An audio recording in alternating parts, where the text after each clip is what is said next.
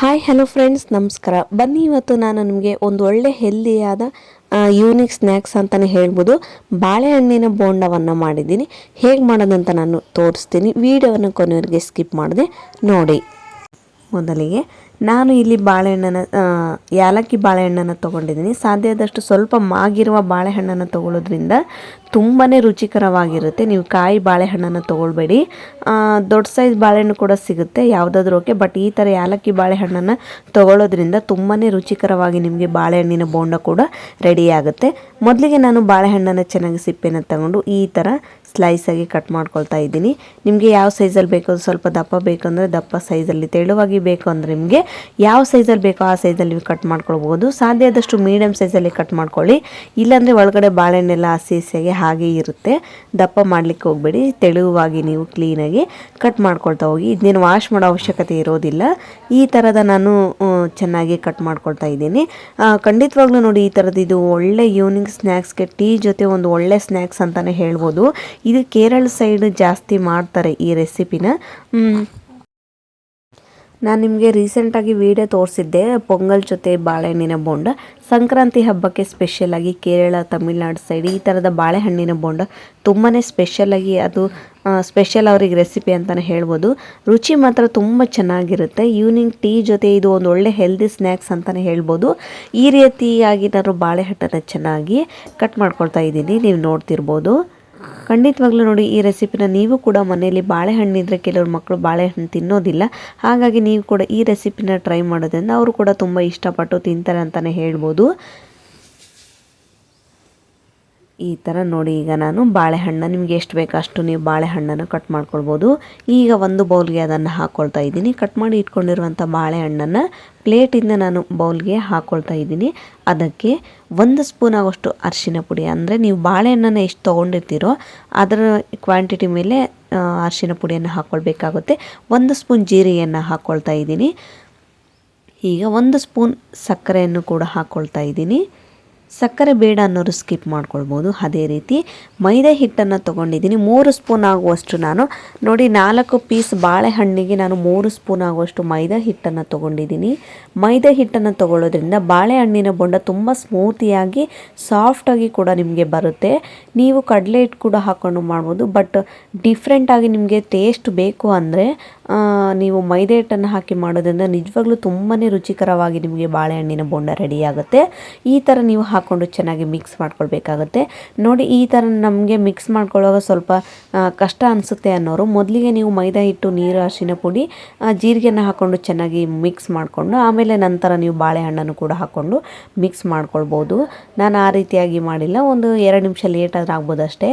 ಇದೇ ರೀತಿ ಚೆನ್ನಾಗಿ ನಾನು ಮಿಕ್ಸ್ ಮಾಡ್ಕೊಳ್ತಾ ಇದ್ದೀನಿ. ಎಲ್ಲದು ಮೈದಾ ಹಿಟ್ಟು ಬಾಳೆಹಣ್ಣಿಗೆ ಚೆನ್ನಾಗಿ ಹೊರ್ಕೊಳ್ಳೋ ಥರ ನೀವು ಒಂದು 2 ನಿಮಿಷ ಚೆನ್ನಾಗಿ ಮಿಕ್ಸ್ ಮಾಡ್ಕೊಳ್ಬೇಕಾಗುತ್ತೆ. ಇದನ್ನು ಜಾಸ್ತಿ ನೆನೆಸೋ ಅವಶ್ಯಕತೆ ಇರೋದಿಲ್ಲ, ಯಾಕೆಂದರೆ ಬಾಳೆಹಣ್ಣು ಕೂಡ ತುಂಬ ಸಾಫ್ಟಾಗಿರುತ್ತೆ. ಮೈದಾ ಹಿಟ್ಟು ಕೂಡ ಹಾಕ್ಕೊಳ್ಳೋದ್ರಿಂದ ಇನ್ನೂ ಸಾಫ್ಟಾಗಿ ನಿಮಗೆ ಬಾಳೆಹಣ್ಣಿನ ಬೋಂಡ ಕೂಡ ರೆಡಿ ಆಗುತ್ತೆ. ಚೆನ್ನಾಗಿ ಮಿಕ್ಸ್ ಮಾಡ್ಕೊಳ್ಬೇಕಾಗುತ್ತೆ. ನೋಡ್ತಿರ್ಬೋದು, ನೀವು ಸೋಡಾ ಕೂಡ ಹಾಕ್ಕೊಳ್ಬೋದು. ನಾನು ಸೋಡಾ ಏನು ಹಾಕೋ ಅವಶ್ಯಕತೆ ಇಲ್ಲ. ಸೇಮ್ ಆ್ಯಸ್ ಇಟ್ ಈಸ್, ನೀವು ಮಿರ್ಚಿ ಮಾಡುವಾಗ ಯಾವ ಥರ ಹಿಟ್ಟು ಆಗುತ್ತೋ ಅದೇ ಥರ, ಜಾಸ್ತಿ ನೀರು ಇರಬಾರ್ದು, ತೀರಾ ಗಟ್ಟಿ ಕೂಡ ಇರಬಾರ್ದು. ಆ ಥರ ಹಿಟ್ಟನ್ನು ನೀವು ರೆಡಿ ಮಾಡ್ಕೊಳ್ಬೇಕಾಗುತ್ತೆ. ಮಾಡಿಕೊಂಡು ಚೆನ್ನಾಗಿ ಈ ಥರ ಮಿಕ್ಸ್ ಮಾಡಿಕೊಂಡು ನೀವು ನೋಡ್ತಿರ್ಬೋದು. ಈಗ ನಾನು 3/4 ಸ್ಪೂನ್ ಆಗುವಷ್ಟು ಚಾಟ್ ಮಸಾಲವನ್ನು ಹಾಕ್ಕೊಳ್ತಾ ಇದ್ದೀನಿ. ನೀವು ನೋಡ್ತಿರ್ಬೋದು, ಚಾಟ್ ಮಸಾಲವನ್ನು ಹಾಕೋದ್ರಿಂದ ನಿಜವಾಗ್ಲೂ ಟೇಸ್ಟ್ ತುಂಬಾ ಚೆನ್ನಾಗಿ ಬರುತ್ತೆ. ಇಲ್ಲ ಅನ್ನೋರು ಏನು ಮಾಡೋಕ್ಕಲ್ಲ, ಸ್ಕಿಪ್ ಮಾಡ್ಕೊಳ್ಬೋದು. ಬಟ್ ಹಾಕೋದ್ರಿಂದ ನಿಮಗೆ ಸ್ವಲ್ಪ ಎಕ್ಸ್ಟ್ರಾ ಫ್ಲೇವರ್ ಕೂಡ ತುಂಬ ಚೆನ್ನಾಗಿ ಬರುತ್ತೆ. ಹಾಕ್ಕೊಂಡು ಚೆನ್ನಾಗಿ ಮಿಕ್ಸ್ ಮಾಡ್ಕೊಳ್ಬೇಕಾಗುತ್ತೆ. ಎಲ್ಲ ಮಿಕ್ಸ್ ಮಾಡಿ ಆದಮೇಲೆ ಒಂದು 2 ನಿಮಿಷ ಆದರೆ ಸಾಕು. ಎಣ್ಣೆ ಬಿಸಿಯಾಗೋಷ್ಟಿಗೆ ಇದು ಚೆನ್ನಾಗಿ ಬಾಳೆಹಣ್ಣು ಎಲ್ಲ ಚೆನ್ನಾಗಿ ಮೈದಾ ಹಿಟ್ಟಲ್ಲಿ ನೆನೆಯುತ್ತೆ. ಈಗ ನೋಡಿ, ಒಂದು ಬಾಣಲಿಗೆ ಎಣ್ಣೆ ಬಿಸಿಯಾಗಿದೆ.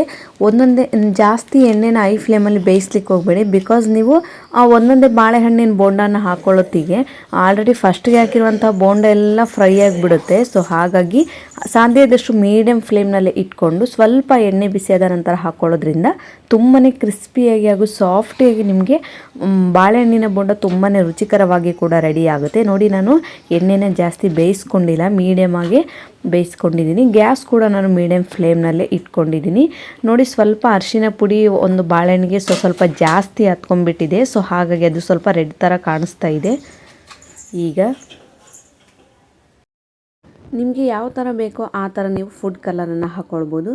ಈಗ ಕಬಾಬ್ಗೆ ಹಾಕ್ತೀವಲ್ಲ ರೆಡ್ ಕಲರು, ಯೆಲ್ಲೋ ಕಲರು, ಯಾವ ಥರ ಬೇಕಾದರೂ ನೀವು ಫುಡ್ ಕಲರನ್ನು ಹಾಕ್ಕೊಳ್ಬೋದು. As it is as you like, ನೀವು ಯಾವಾಗಾದರೂ ಹಾಕ್ಕೊಳ್ಬೋದು.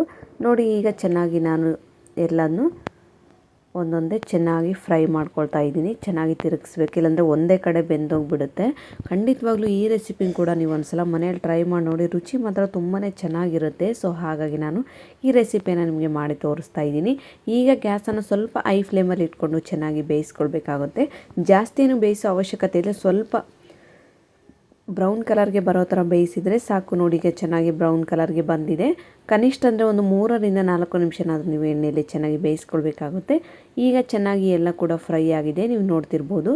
ಈಗ ನಾನು ತೆಗೆದು ನಿಮಗೆ ಚೆನ್ನಾಗಿ ಎಣ್ಣೆ ಎಲ್ಲ ಇಳಿಯೋ ಥರ ನೀವು ಒಂದು ಜರಡೀಲಿ ಇಟ್ಕೊಳ್ಬೇಕಾಗುತ್ತೆ, ಇಲ್ಲ ಒಂದು ಪೇಪರಲ್ಲಿ ಹಾಕಿಬಿಟ್ರೆ ಎಣ್ಣೆಲ್ಲ ಕವರ್ ಮಾಡ್ಕೊಳ್ಳೋಕೆ ಚೆನ್ನಾಗಾಗುತ್ತೆ. ಈಗ ತೆಗೆದು ನಿಮಗೆ ಸಾಧ್ಯ ಆದಷ್ಟು ನೀವು ಕಡಿಮೆ ಎಣ್ಣೆಯಲ್ಲೇ ಹಾಕ್ಕೊಂಡು ಫ್ರೈ ಮಾಡಲಿಕ್ಕೆ ಟ್ರೈ ಮಾಡಿ. ನೋಡಿ ಎಷ್ಟು ಚೆನ್ನಾಗಿ, ಎಷ್ಟು ಸಾಫ್ಟಿಯಾಗಿ ನಿಮಗೆ ಬಾಳೆಹಣ್ಣಿನ ಬೋಂಡ ಕೂಡ ತುಂಬ ರುಚಿಯಾಗಿ ರೆಡಿಯಾಗಿದೆ. ಟಿಫನ್ ಜೊತೆನೇ ಈ ಥರದ ಬೋಂಡ ಕೂಡ ತುಂಬಾ ಅದ್ಭುತವಾಗಿರುತ್ತೆ. ಖಂಡಿತವಾಗ್ಲೂ ಯಾರೆಲ್ಲ ಈ ರೆಸಿಪಿನ ಟ್ರೈ ಮಾಡಿಲ್ಲೋ ನೀವು ಕೂಡ ಒಂದು ಸಲ ಟ್ರೈ ಮಾಡಿ, ಹೇಗಿದೆ ಅಂತ ನನಗೆ ಕಾಮೆಂಟ್ ಮೂಲಕ ತಿಳಿಸಿ. ನೋಡಿ ಈಗ ನಾನು ಒಂದು ಬೌಲ್ಗೆ ಹಾಕಿ ನಿಮಗೆ ತೋರಿಸ್ತಾ ಇದ್ದೀನಿ. ನಾನು ಇದು ಸ್ವಲ್ಪ ಬ್ರೈಟ್ನೆಸ್ ಇರೋದ್ರಿಂದ ಯೆಲ್ಲೋ ಕಲರ್ ಕಾಣಿಸ್ತಾ ಇದೆ. ಸ್ವಲ್ಪ ನಾನು ಬೇಯಿಸಿದಾಗ ನೋಡಿ ಈ ಥರ ಫುಲ್ ಬ್ರೌನ್ ಕಲರ್ಗೆ ಬಂದಿದೆ. ನಿಜವಾಗ್ಲೂ ಇದು ಒಂದು ಒಳ್ಳೆ ಟೇಸ್ಟ್ ಅಂತಲೇ ಹೇಳ್ಬೋದು. ಹಾಗೂ ಯಾರೆಲ್ಲ ನನ್ನ ಚಾನಲ್ನ ಹೊಸದಾಗಿ ನೋಡ್ತಿದ್ರು ದಯವಿಟ್ಟು ನನ್ನ ಚಾನಲ್ಗೆ ಲೈಕ್ ಮಾಡಿ, ಶೇರ್ ಮಾಡಿ ಹಾಗೂ ಸಬ್ಸ್ಕ್ರೈಬ್ ಮಾಡಿ. Thank you.